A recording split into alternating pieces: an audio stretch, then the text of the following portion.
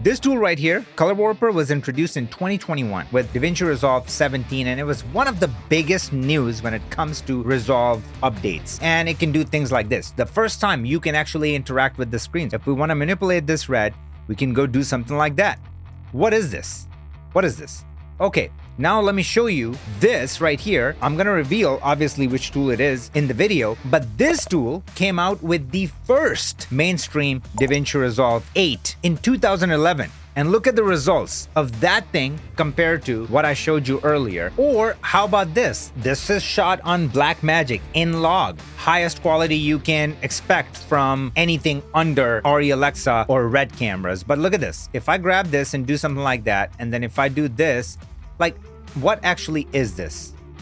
And now see the results with the other tool. See the difference? And that is the reason why it is a de facto tool for every single pro colorist. Any and every Hollywood colorist, ask them and they can swear by this tool. It doesn't matter what else comes next, they're gonna be using that tried and tested thing. But unfortunately, most people out there stopped using it because the marketing tells us that newer is better, but it's not always true, and I'm here to prove it to you. There's gonna be a cheat sheet, and if you want to download that, link is going to be in the description. Let's get into it. For those that don't know me, my name is Qazi. I've worked with brands like Adidas, Amazon Prime, Universal Studios, and I make no just straightforward color grading tutorials so you can work with your dream clients. Hey guys, sorry for the interruption, but I just wanted to thank you guys. We just hit 500,000 subscribers on YouTube. You know, it took me 6 years to start my YouTube channel because I was afraid. I just didn't know that anybody would want to listen to what I have to say or find what I have to share useful. And to be here every single day, I'm pinching myself, and that will never go away because I'm just not that guy. I'm not the guy who's comfortable in front of the camera, even if it seems like I may pull it off like when I'm doing these videos. But I usually, outside of that, I don't do a lot of social media stuff for that reason. So this wouldn't be possible without you guys. So I don't want to, drag this out, but I just wanted to take a second and thank you guys so much for your support. And let's get back to the video. All right, so now we're inside Resolve, and this is the first shot we're going to be working on. And as mentioned, shot with Blackmagic, already converted, and did some contrast so we can see what we're working with. Now I'm going to go ahead and show you Color Warper. Okay, so now we're inside here, and when it first was released, and that's our main focus of the video, it had two different tools inside of it. So you can manipulate hue and saturation in one, and you can manipulate chroma and luma in another one. So let's just actually see what it is on a very rudimentary level. So if I just grab this and start moving this around, you can see my vector scope, right? How I can just move around and select whichever hue I want. And then if I just keep going in that direction, I'm adding saturation. Makes sense, right? So like if I go down there and if I just keep going, I mean, it's just really simple. You can look at the vector scope and kind of drive it where you want it. The problem is there's no guardrails. So you can just end up with super crummy results, which nobody wants, right? So we'll undo that. And then if we come here, if we want to drop the luminance of a certain hue, we can do that. And we can also just increase saturation of certain hues. So like whatever we lock onto, right? So like if I'm just like, okay, I want to take this and I want to move it around and I want to drop it or I want to raise it up, clearly you can see what's happening. So obviously, I'm pushing it to its limits. I mean, I wouldn't even call it pushing it to its limits. I mean, I'm halfway through, and that's the results that we're getting. And that's the problem. It is not bad when there's time and place for it, but I don't think it should have replaced what it actually ended up replacing, which is these sets of legendary tools, HSL Curves, hue, saturation, luminance curves. So a lot of people now think it's not sexy enough because it's actually a lot more work. I can't do multiple manipulations at the same time. Well, that is literally why you shouldn't be using the other tools. With color grading, it's all about being methodical and knowing every single change that you're making. Why are you making that change? So I'm going to quickly just take you through it, but I'm going to do it in a way that it makes sense. First, just look at what we have here. Hue versus hue. We can grab a hue, we can swing that hue, change it to something else. Hue versus saturation. We can grab a certain hue, we can saturate or desaturate. Hue versus luminance. We can grab a certain hue, we can drop it, create that film density, or we can increase the luminance of that specific hue. Then it gets very, very interesting, things that you don't find in Color Slice or Color Warper. And this is where this tool earns its reputation. This is where it becomes one of one, okay? Luminance versus sat. We're gonna start with this, by the way, Because I can go here and I can do this, right? And you end up with this crummy result. Or we can just take our saturation, go to 100, and we come up with the same exact results. But here, we're going to basically say, I want to add a lot of pump in this area right here where the sun is going down. And then I want to control my colors on the tail end. Because right now, it's sort of like inverse. There's a lot of saturation in the darker areas, no saturation in the highlights. So I can just grab this, crank it up, and look at exactly what it's doing, what we talked about. And look at how smooth everything is. I mean, look at this vector scope. How smooth, man. Like, we can get in there, bro. It's perfect. This is the right kind of guardrail. It's not holding me back, but it's basically saying, I got you, brother. Like, use it on 1 shot. Use it on 20 shots. Use it on 2,000 shots. If you want this to be part of your look, don't worry about it. It's not going to break your image. You're good. Whereas the other one, I'm going to be freaking that out.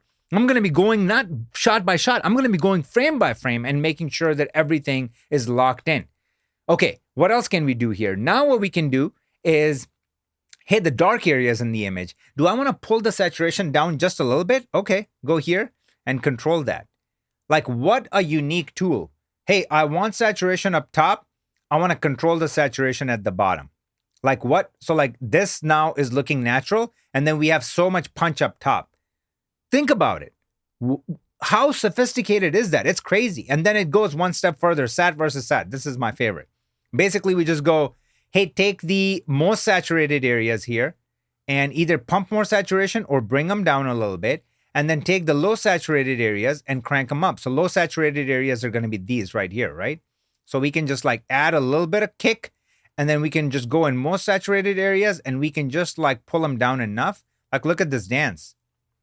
And it's basically letting us get so much out of our image because we're constantly going this area right here that's becoming nuclear, pull it down. We're saying, hey, pull that down. And then we're going the area that doesn't have a lot of pump, give me more pump in that area. You see, like we didn't even touch hue versus saturation, because I'll tell you right now, you want to be very careful with stuff like this. Like, only do it if there's a time and place for it. You see how beautiful this gradient is right now? I mean, depending on the screen you're looking at. If you're looking at it on an iPad or iPhone, it's going to look really good. But if you blast it on a certain screen and your settings are set to vivid, you might see macro blocking and stuff like that. That's not me, that's YouTube, right? Because here it just looks absolutely perfection because I'm giving it a really good image. I'm giving it a Blackmagic image, 10-bit, and then it's showing its strength. Okay, good. Let's do more. So let's go here, hue versus hue. And now we can actually click right here.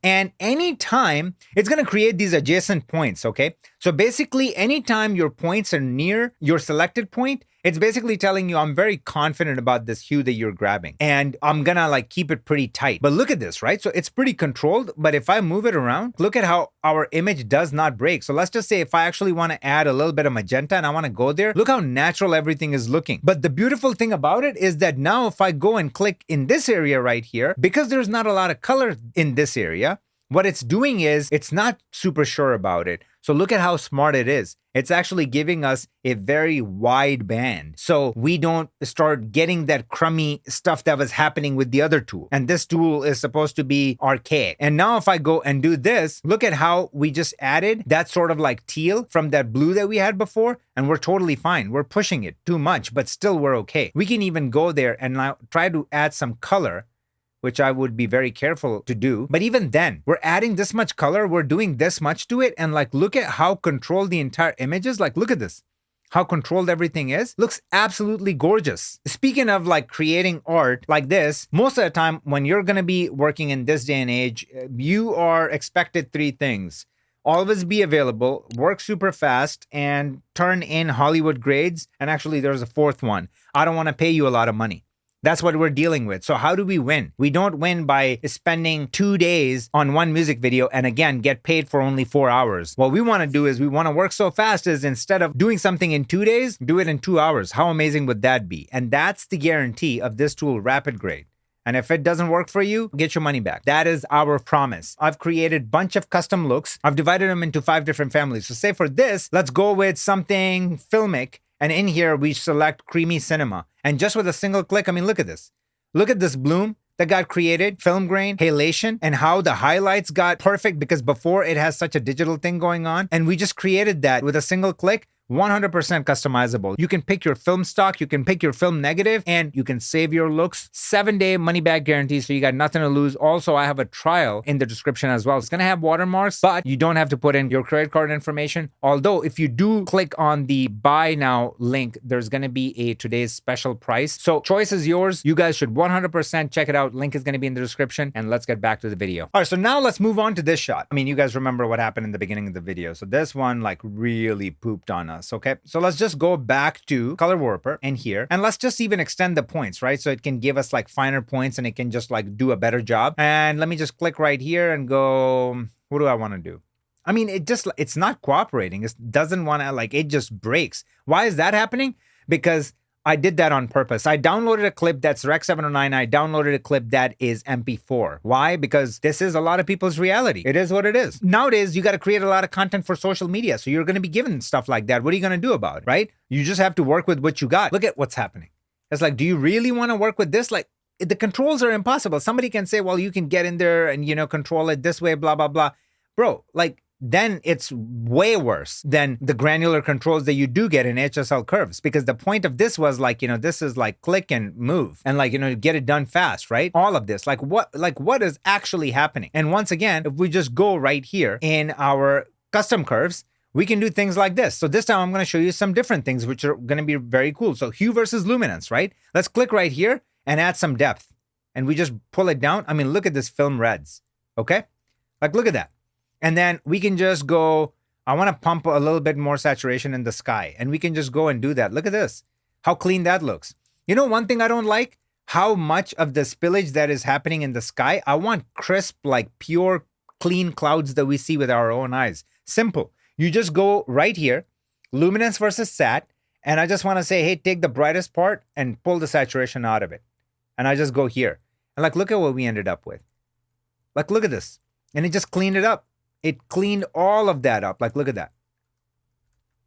I mean, you can obviously control it if somebody's just like, well, it's pulling saturation from everything else too. Okay, well, control it. Bring that saturation back. But look at the image that we ended up with, right? We can just go back and add more saturation in our yellow. We can just click right here. Like, hey, can I get more color out of it? I mean, come on, man. Okay. This thing came out in 2011 compared to all the new tools, shiny tools. And this is what I mean.